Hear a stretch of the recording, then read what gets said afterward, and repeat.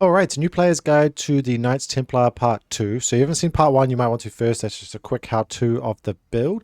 Here we're going to go through the same, at least the initial build order, but in first person and explain as we go. I'm also going to talk a bit more about what we're trying to achieve, what we're focusing on with the build, and things about Knights Templar more generally. Also go over some of the variations or possibilities, as there's so many with KT, they're very unique, which is a big part of why they're so fun. So we'll jump into that as well, but for now, let's jump into the game. Alright, queue up a Vil, chuck all the Vils on to sheep, and send the scout away running. We're going to queue up onto gold, and our first 2 villages are going to go onto gold. At some point early on, it doesn't matter when, but I'm just going to do it now as I remember. We're going to want to set our pilgrim destination, which is the X key, to wherever the furthest away sacred site is. So we're going to set it down there in this instance, just to make sure we're getting the max amount of gold for each trip. We can then change it later as needed, and I'll cover that a little bit later in the video. Anyway, this first Vil is making a house, then making a mining camp. Second one that comes out, just get them to help make the mining camp. The reason for that is that they will both then mine and drop off at the same time, which just makes it easier for our timing with our age up, because those two are going to come off gold ever so briefly once we start aging up.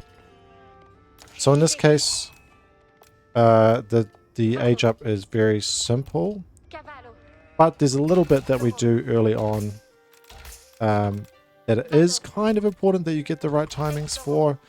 The macro with this build, or the Vil split specifically, is a little bit specific, or optimized a bit more to make sure that we get some important timings, and that's to do with getting our 2 pilgrims out in early feudal age, and of course being able to get our barracks so we can start spamming out the sergeants. So the thing of note at this stage is that once we have 8 on food, we're going to send, it's going to be 3 villages onto wood, and at that point we're going to age up to feudal. And of course with KT, when you age up, you do it at the TC, and you can't be producing any villages during that time. So we need to make sure that is nice and clean too, and we're not wasting any time with delaying our age up because the villagers in queue, or anything like that. So 1 more Vil, and then we're ready to age up. The thing we're going to need to do is, once these guys drop off their last 20 gold to give us our age up, they're going to go on to wood. Here we go. Boom, age up, and I've hotkeyed them to make it easier for myself. I like to do this, it's not a must. And then we're going to take 5 of these guys and put them onto food. So we're just leaving, whoops, we're just leaving 2 onto food. And we're going to have 11 onto wood. And then we don't have anything else queued up in our PC, because importantly, as soon as this is done, we're going to get the safe passage upgrade, which is actually very important that we get that right away. But unfortunately, we can't queue it up because it requires feudal age. So we can't queue it up while we're aging up. So you need to be on top of it, either looking at your TC or just looking at this bar at the top, getting ready to make that, or click that button, which is going to be Z. So we're aging up now, we quickly get that, and we queue up. These 2 are going to go back, and then 2 of these are to gold, and then 2 of these are going to go to food, and we're going to rally back onto sheep. And like I said, the first one comes out, but then we rally or queue up 2 Vils, and then after that, be careful not to queue up a 3rd, because we are going to want to get our next pilgrim after those 2 Vils, which times out perfectly, so that the next trip of pilgrims that get spawned, because they get spawned every minute, will pop out with 2 rather than 1. So very important timing there. So we're just going to have 7 on wood, 2 on gold, and that's it. And then we're rallying onto food. Simple as that. So now we queue this up. We can queue this up as soon as it's ready. We don't have to wait for fuel age or anything like that. So that's nice. A little bit cleaner. And then we want, the next thing we're going to do as soon as we get 150 wood is we're going to make our barracks and start making sergeants. So the hard part of the villager split and macro is kind of done now. It is quite specific, so it's easy to mess up. You want to make sure as best you can that you're not messing it up, I guess. But other than that, it becomes pretty straightforward. Once we have our 7 on wood, it's as simple as rallying onto wood and then producing.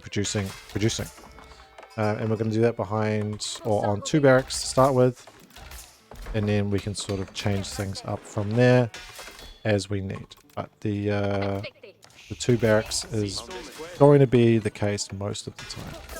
So this build is going to, once this is finished, they are going to make the next barracks as well. It should time out a little bit. The difference here being that, there we go. The difference there being that I took it off wood, whereas if you took it off gold, I think actually it times out ever so slightly better. But that is not an optimization that's important. I actually don't want these sheep because it's going to make it unrealistic, so I'm going to take those away. And then I'm just going to keep producing these sergeants. Making sure we don't house ourselves, so we're making those as we go. And yeah, once this is done, this guy goes back to wood for 7. And we're producing sergeants non-stop. There we go, plenty of money for that. And then the next thing we want to do is get a mill, because we are going to get horticulture, which is going to give us the boost we need to our food eco, because our food eco is kind of the most important behind this. We've got the Pilgrims set up, we've got enough wood set up, and with the food sugar coming from that, but we just need to make sure we have enough to keep making villages and be producing out of 2 barracks, which is the hardest part about this. I think we're going to get ever so slightly a little bit of downtime there as this guy went off. That's okay, we'll get that back shortly and it will start coming in. And at this point we want to make a blacksmith, because we're going to get our all important upgrades. These guys at this point can be aggressive, by the way. For the purpose of this, I can't talk and play at the same time, so we're not going to be too aggressive with them. But even with this number we can do that, or at the least we can be escorting our pilgrims. And then at this point, with the blacksmiths coming up, house coming up, the rest of our wood actually just goes to making farms. I didn't actually get the horticulture. There we go. Now it's coming in. So I should have made that before the farm, but no big deal. And then we are just pumping with our... We've got our eco upgrades. We're going to get our ranged upgrades. Well, it is ranged upgrades, but it's actually ranged defense and melee attack.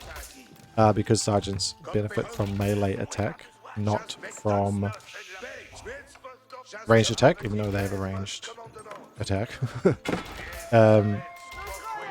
And then we're just spamming. So the next thing we're going to want to do after these upgrades is add on either more production or more farms, whatever we think we need. So at this point, I'm actually basically going to stop the build. That's a terrible place to put a house. And then focus on the other things. But basically what we're doing here is, this is the point, well actually earlier than this, but up until this point, you are always looking with this build to be putting some pressure on. Getting our, there we go, at least get this upgrade to finish off the build. Putting some pressure on with sergeants on 2 racks and making the most of our eco behind this. Protecting our pilgrims, being aggressive,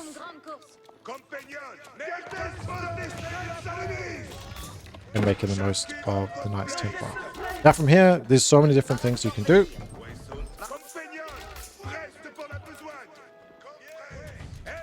And your opponent's going to have a lot of things they can do as well. So let's talk through some of them now. Okay, so actually, as we get into the more purely yapping part of the video, I want to talk a little bit about why KT first and some of the bonuses with them, and then we'll talk about some of those sort of variations or possibilities you can do with them. So why would you pick Knights Templar? The Civ has a lot of variety with their huge range of age ups, like 3 each age. Unique units with all of them, unique mechanics with things like pilgrims and fortresses, and a lot of different bonuses across the board, which make them super fun.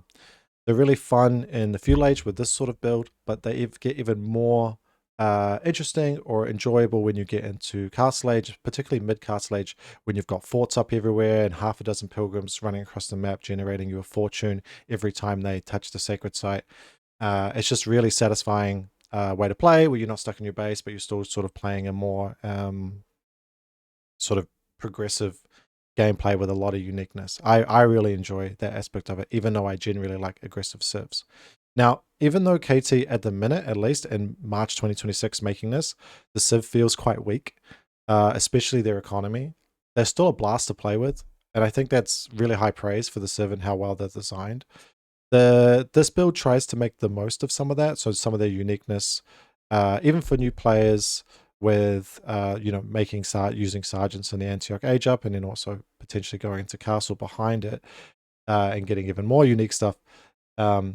You can also play with this, like I think I mentioned in the first video, but there's a simpler build order which you can just play the French age up in feudal age and go the Chevalier Confrere with Archer all in, which is just kind of like a French light, funnily enough, where you're doing like a Knight Archer all in, and it's not something uniquely KT, so I don't recommend that, but it is something that you can do as well. And it's cool that the civ has all these options. If you don't like one, you can always do the other, or depending on the game and the matchup, you can change things around, which is awesome. So super big fan of KT for that reason. Okay, so let's talk a little bit about their economy, because it's quite unique, KT. First of all, you've got the Pilgrims, right? So the Pilgrims are really important. They will run to one of the 3 sites that you choose. So you can press X at the TC and then choose whichever one you want. Easy peasy, you can change it on a whim, but they're only going to come out of the TC every minute. They're going to generate up to 130 gold. That's based on distance. So this closer one is going to be nowhere near. This is going to maybe be 100 gold, but this one is going to be 130. If this was even further away, it's not going to grow anymore. It's going to be 130. To get extra on top of that, you need to... there are other bonuses that you can get in the Castile age with age ups or benefits from fortresses, but you are not going to get that just by distance. So getting up to 130 distance is what you want, but if your opponent's able to pressure this and you can't get it, or they've got heaps of units on this side and you want to go this way, that's totally fine too. It's far more important to get your pilgrims to the sacred site safely than it is to get a little bit more from getting it all the way across the map. Now, the other things with pilgrims is that obviously, yeah, they come out automatically. So this one 105 to this closest one. So the distance is actually a lot different, but it's only 25 less. So it's always worth it if you can get to any sacred sites. I think the minimum's like 76, 78, something like that. Is that true? Or is it 90? I don't know. But it does make quite a big difference. You do want to get it across as far as you can, but ultimately, yeah, if you can get them there safely, that's the main thing. What I was going to say just before is that you can't control when they come out. You can't stop them coming out. They're always going to go, even if it's to certain death. So keep that in mind. And they're always gonna come out on that minute mark as well. There's no adjusting that time from when you create get that first upgrade for the first pilgrim. That's when it's going to happen. 2 little things that can help you with that though. The first is that when you start the game, or your first pilgrim or 2 that come out, you can always take them to the furthest away sacred site. Your opponent, unless they Dark Age rush you, isn't going to have any units out in time to stop that. So your first pilgrim at least, you can always make sure you get 130, so it's worth doing that. The other thing, of course, you may have noticed when we started this game, but KT has the unique trait that they see all sacred sites and relics to start the game. So that's a nice little quality of life thing, so you can choose the sacred site right from the start rather than having to scout them as well. And being able to see the relics is great once you get into the Castile age. So that's a couple little things which go a long way. Ultimately though, with pilgrims, the way that they affect the game more so, especially doing this build or in the feudal age, but especially also going into the Castile age, is you need to protect them. If you can't protect them, it's a lot of gold loss. You can think of it as sort of losing villages. So each one that your opponent is able to successfully snipe will cause you a lot of harm. In this case, with this build, if we lose pilgrims, we will lose the ability to non-stop produce sergeants out of our barracks. If that's the case, it's going to obviously ruin the strength of our military. It might force us to make spearmen, which aren't going to be as effective, especially against the counter, which is archers. So we really want to make sure we have that, we have all of those pilgrims surviving. Now, of course, pilgrims aren't the only eco bonus that KT have. In fact, one of the most important ones is their wood gathering. So not only do they gather wood faster, they don't need to drop off anywhere either. And they get 20% of what they gather as food as well for free out of thin air. So that makes for a really strong wood economy, and the pilgrims give us a very strong gold economy behind it, or at least good bonuses. Unfortunately, KT's economy overall isn't that great, all things considered, but those are the two bonuses that we want to try to leverage the most. And that's what this build, we're trying to make the most out of both of those.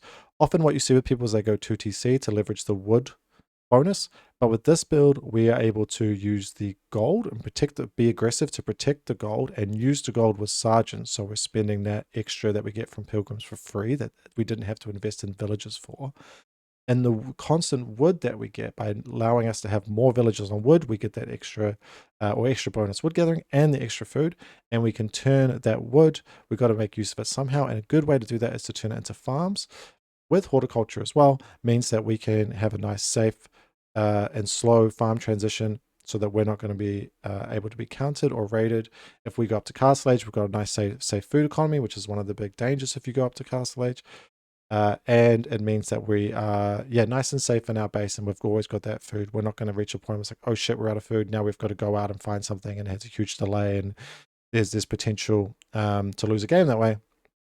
So having that food and having those farms is great, and we can sort of easily or slowly add those in, which is much nicer than having to do a very sharp farm transition. So that's really nice too, and a good way to leverage both of our bonuses. Now you can also, instead of going for early farms or delay your farms and go for deer and or boar early, that's totally fine. The deer or boar will give you more food, so you can produce more or go up to castle faster. But of course it is a little bit more dangerous. You are open to aggression or counter raiding. And of course, I think in that sense, it's a little bit more complicated and a little bit less new player friendly. If you do it though, just make sure, one, you get survival techniques because it is definitely worth the investment, and two, that you always add a tower. Take 5 vills to deer, add a tower, nice and safe. Take 5 vills to the boar, have your sergeants or scout help you kill the boar, and then make a tower. That is a safer way of doing what is otherwise a riskier play. It's completely up to you and what you prefer. Both are viable. Okay, units. So units are like the most fun part about KT probably. In this case, we're making the most of the unique unit sergeant, which is nothing else like in the game. Now, how do we use them? Because they're quite unique. They are countered by archers, but they're good against basically everything else in the right numbers and in feudal age specifically. But they do also need a little bit of micro as they attack quite slow. You can kind of think of them like javelin throwers in that sense. They do a lot of damage with their attack, but they do it quite slowly. They kind of fit something of like a jack of all trades nature, where they don't hard counter anything, but they do well against most things. Not so great against archers, but that's kind of the only thing. They also do building damage as well, which makes them great for sort of breaking that feudal age counter triangle and being able to put pressure and deny your opponent's resources. Look at these guys and be able to pressure a gold with a ranged attack that can hit the villages. If there's a tower there, we can hit the tower. We can hit the gold mine. If the house is out of TC range, we can get that. Same with the barracks. If anything is sort of misplaced, we can get that with these sergeants. The only thing we need to worry about is if there are enough archers to push us back. And that's sort of the main thing with this build or with sergeants specifically. Now, to counter archers, of course, the thing that's available to us in the feudal age is horsemen. And with the Antioch age up, which gives us the extra... do I have a thing that actually says it anywhere? But it's an extra 15% damage, which affects obviously their attack. So with +1 attack, these guys do 13, which is kind of crazy. And horsemen will also get that extra bonus from the +1 attack from the blacksmith and the Antioch upgrade, which makes them even stronger in feudal age. And they also scale better into castle age as well because of that extra damage. So we can add horsemen to counteract the archers, which are the counter to the sergeant if we need to. And it synergizes with the build. They're very food heavy, but as long as we are building up that food economy as we're intending to with this build, that does make things a little bit easier. The other thing that we can go for, of course, is the spearmen. You can go for those if you feel that you need to have an ability to brace against knights in particular. Horsemen shouldn't give you much trouble for the sergeants, but it's against knights in particular. Although generally I would encourage you to try to play with sergeant first. But you can add in those spearmen if you need to, it's fine. Alternatively, you might need to add in spearmen if you do lose those pilgrims. Like I said earlier, you won't be able to afford non-stop production of sergeants, which means you might need to add in spearmen. The downside to that though is that sergeants countered by archers, and spearmen are even more so countered by archers because they can't even do anything back to them. So generally speaking, you don't want to go for those if you don't need to. Now the other unit available to us, archers. Why not archers. So usually archers are a great unit to go for in a feudal age for KT. They're very wood heavy, so it plays into the wood bonus. But in this case, it doesn't synergize with our build. If our aggression goes badly using this sergeant or maybe sergeant horseman composition, we would rather pivot to castle rather than trying to get archers, as if we try to catch an already large archer count from our opponent from behind, that doesn't really work. So we try to make the most of horsemen against archers, but if we try to go our own archers, even though we've got a little bit of a bonus or eco bonus that helps us support doing that, because we haven't done that from the get, we are going to be behind doing it that way. So generally, it's better to try to keep your opponent in their base by using horsemen aggressively and then trying to get castle age behind it. But if your aggression's not working, you're probably in trouble anyway. So dealing with archers, generally, the horsemen should be enough if you want. If you can't overwhelm with just sergeant, and adding horsemen in should give you the counter you need to still be aggressive in the feudal age. However, if you aren't able to overwhelm with sergeants, or sergeants and like one horseman or one stable horseman, then you can add more horsemen earlier and get more of them. This is specifically going to be relevant if you're playing against an English council hall, which is generally not a very common build at the minute as of making this. However, it is a lot more common in lower leagues. So if you're a new player or you are playing in the lower leagues, you might see a lot more of English council hall and longbow mass than you would if you're a bit higher up, or if you're watching, you know, streams or pro players play, which you won't see it very often at all. Now, if the opponent does go for mass longbow, it does very, very well against sergeants. So in that case, you're going to want to go horsemen earlier, and you're going to make a lot more of them. And your goal is probably not going to be to all in with a horseman sergeant comp, but rather you're trying to keep your opponent in their base and more specifically off of your pilgrims, so that you can get to the castle age. In which case, and then you're free to play on. If English goes for Abbey of the Kings rather than Council Hall, then ignore everything I just said. Don't worry about the longbows. You can go for sergeants. It's going to destroy the king, and you're going to be able to put a lot of aggression on, even against like a 2TC with the extra sort of arrows that English have from that. You're still able to put a lot of damage on with sergeants, so feel free to spam them as normal. Okay, so let's talk about some of those choices or possibilities that you can do, variations with KT. Now, in this game, I think we're a little bit past where you would be making that choice. We already got the money for castle, so just ignore the game state. But basically, once you get to the end, see even the damage, it's really good against the knight, even if it's not upgraded. And we've got our melee upgrade. But basically, at this point, our options that we have available to us, or not at this point, but once you get to the end of the initial build order, is you can either double down and go for more aggression, just spending our resources, making sure we're securing food. Oh, if we don't have it, you know, we're running out of food here, we don't have enough, we can go get food out here. We're making sure we're just, you know, adding more production and really committing to the all-in. That's fine. It's a really simple all-in with this build, right? You've got just keep making production, keep making units. The biggest thing to worry about, of course, is that you're not losing everything and that you're keeping your food villages working. That's probably the hardest bit when it comes to keeping that going, or not taking your foot off the gas, is if you run out of food, you stop making units, in which case it makes it all in even harder. So that's one option. Of course, normally you might make rams when you're doing it all in, but with these guys, as you can see there, you really don't need them. The sergeant building damage is so high, which is awesome. Now, if you don't want to do a feudal all-in and you want to get castle behind it, that's also really easy. You basically just stop making the units. You might have like 5 on gold rather than the 2. I think I did that in the first video. You chuck a few more onto gold to make sure you can always produce sergeants non-stop. But with that, as long as you cut production and your pilgrims are traveling untouched, then you're going to be able to get up to the gold count really easily. And of course, you've got so many vills on food that you're going to get the food count needed to age up really easily as well. All you need to do is pause production for a little bit. When you get the age up, you have 3 options.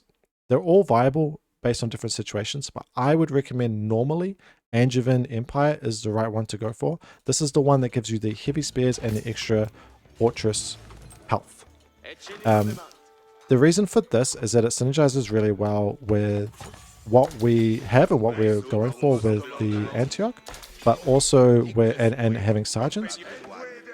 And also it's going to help us or make it hard for our opponent to counter our army. So the counter to heavy spears is basically only crossbows for most civs. So by forcing them to, and if they go make crossbows, the things that are going to do well, first of all, sergeants are hard counter crossbows, but they do well against them, and horsemen also do well against them, which we might already have, or it would be a nice thing to go into in Castile Age. So we make the most of Antioch with that, and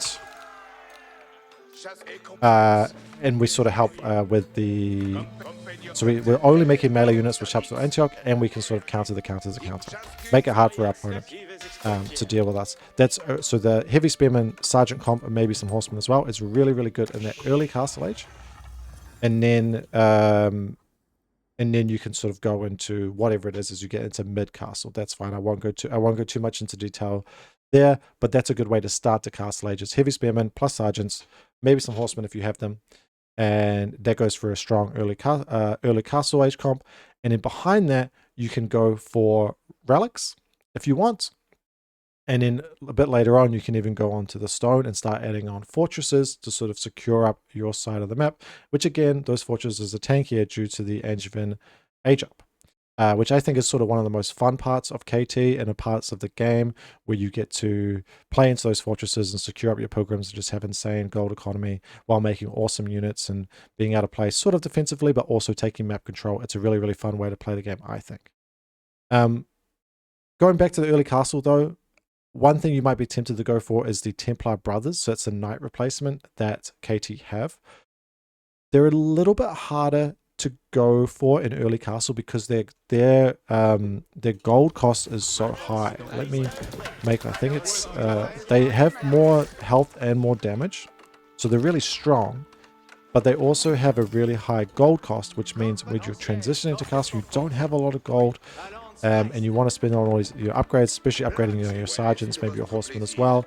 It's really, really tough to be able to justify. So yeah, so it's 140, whereas a normal knight for other civs would be just 100 gold. So it is tough to transition into them right away. They also take 38 seconds to produce, which is so long. So it doesn't quite give you the tempo that you really want as an early Castile Age transition. So I recommend the heavy spearmen first, but there's something that you could add later, especially if you have a huge gold surplus from a lot of pilgrims successfully making it across the map. But just something to keep in mind, as they are hard to transition to in Castile Age, unlike other civs, which often do want to go into knights or lancers as soon as they age up. The other thing that you can go for sort of more in that mid Castile Age is the siege. It's sort of a bonus that KT is overlooked, or is overlooked for KT, is that they do have cheaper siege and siege workshops. So if I make one here, the siege workshop itself only costs 188, and the siege also has a discount as well, which is nice. It's also the case when you do it out of siege engineering, by the way, which is something to keep in mind. So if you go for rams or whatever, you can make the most of that. But again, you're never going to make a siege tower, and I think rams for the most part don't go a long way, but they do cost 150 rather than 200, which is nice. Bit of a 25% discount, and it's the same when it comes to the siege out of this. So 112 and 100 is quite nice. Although these are normal price, aren't they? Let me pause and check that real quick. Nope, I was wrong. So it's just the wood discount. So the normally counterweight trib is 400, 150, which is so expensive when I think about it. But with KT, 300, 150, and their tribs, of course, are stronger. They fire an extra projectile, which is another bonus that sort of is not really talked about a lot because it doesn't come into play that often.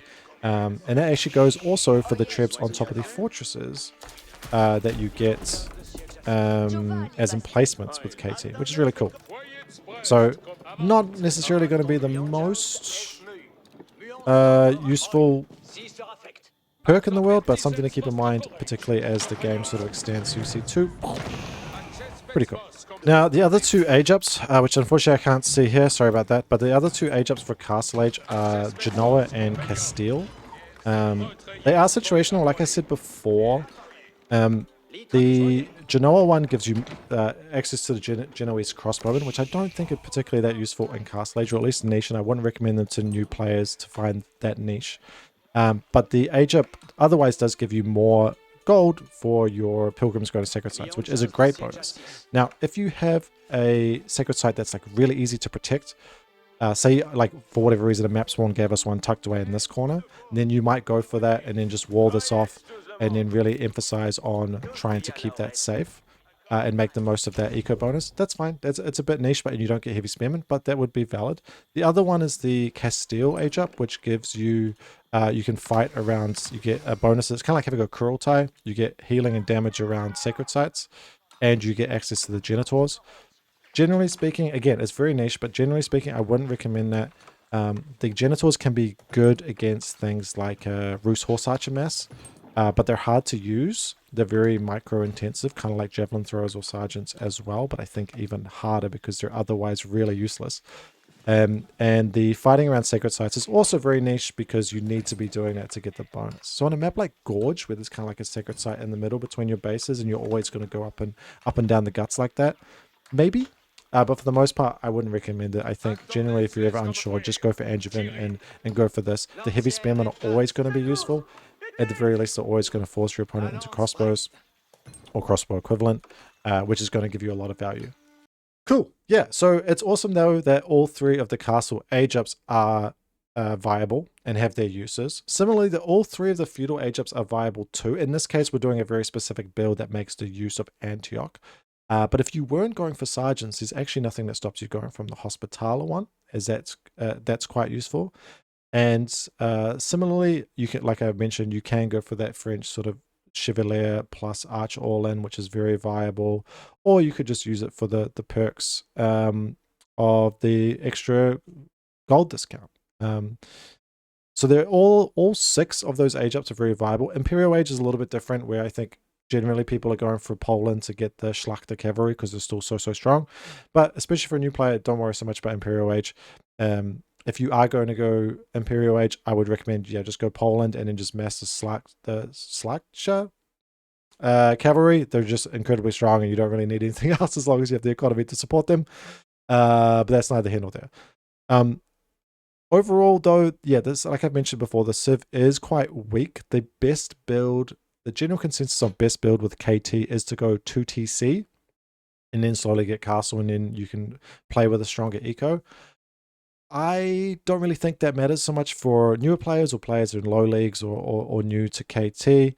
I would just recommend doing a build like this, or if you really want, go for the French Chevalier Archer all-in. I'm sure you can find a guide somewhere as getting to know KT, and then you can play around once you're more comfortable. And 2TC builds are good. There's heaps of guides on that. You can go and find one easily. The other thing that I haven't covered here that is something that KT can do very well, making most of their wood bonus, is they can open Spearmen in the Dark Age and put on some Dark Age aggression. Either 2 or 3 spears to pressure somebody off of their gold, or you could even tower rush behind it, going up to like 3 to 5 spears, and tower rushing an opponent's gold or a stone of like a Abba player or something like that. I don't think doing that opening is particularly new player friendly, and I don't think it can go wrong, which then slows down this build, especially because, like I've said, there's quite a few optimizations with the Vil splits and timings here, which I think are important, and the Dark Age could throw you off more than it throws your opponent off. But there is another option, is to open Dark Age and then transition into that feudal age aggression, kind of like the Mongol build that I showed, and the way of playing Mongol, which I think is great. Again, just not super new player friendly. But if you do want to do it, there's plenty of guides out there for how to do that as well. So check them out if you like. Oof. Okay, I think that's it. I think that's the end of it. Sorry, I yapped so much in this one, and also was speaking a lot without any gameplay showing or anything going on other than just having listened to my voice. I'm really sorry about that. I'll get better at doing these videos over time. At the minute, I don't really have an answer. This is what it is, but I'll get better, I swear. To sum things up, I think KT is really, really fun. I think although they're in a weak spot, they still do very well, and particularly for lower leagues or newer players, the balance is not going to have a huge impact on your ability to execute and win games with this. I definitely encourage to try out the style. I think it's very fun. I have shown obviously how to do the feudal all-in version, but if you are comfortable, I do also recommend taking the time to get to Castle Age, go in there with an advantage, and then keep the pressure on, but get to make the most of all of KT's uniqueness that they have in the Castle Age in particular. Really, really fun civ. Great one to play, even though I lose so many games with them because I feel like they are pretty weak. I never end up putting them down just because how much fun they are. Anyway, that's it for me. If you enjoyed, please do let me know. I really appreciate it. People are very kind in the comments, which I do really, really appreciate. And if there's anything you'd like me to do, or if there's any feedback, do let me know. I appreciate that as well. But other than that, I look forward to seeing people in the next one if you're interested. But thank you so much for watching this one. And yeah, all the best and hope to see you soon. Cheers and bye-bye.